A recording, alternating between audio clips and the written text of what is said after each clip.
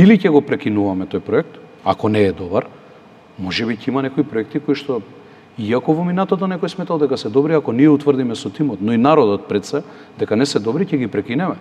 Но во конкретниот случај, јас сметам дека треба да престане праксата на плаќање пенали и да започнеме со реализација на истото. Инаку, што се однесува на неодговорното работење, не само на Арсовска, во истото допринале сите во минатото. Јас споменав во јавноста, сите јавни предпријатија градот Скопје со се тужби, извршни решенија и кредити е околу 300 милиона евра.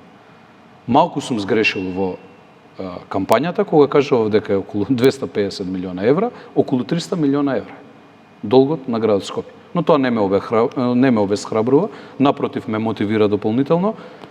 Верувам дека ќе го исправиме градот на здравје. Можеби тие долгови се и од претходниците. Затоа кажувам сите комплет, но најголемиот долг е продуциран во времето на Арсовска.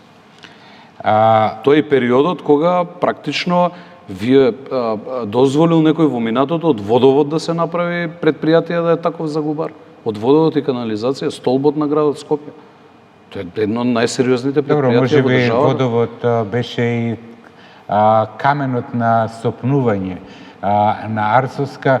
Па не знам дали било каменот на сопнување, гледам состојбата денес. Прочистителната станица. Ете, и таму не го споменав тоа во првиот блок од кочници во минатото. Имавме неколку состаноци интензивни.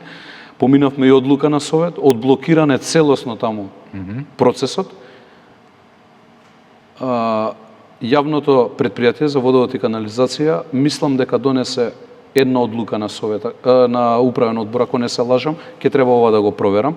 Има добиено задолжение директорот на јавното предпријатие да си го спроведат тоа заедно со управниот одбор, што е состојба на целосно одглавување на процесот.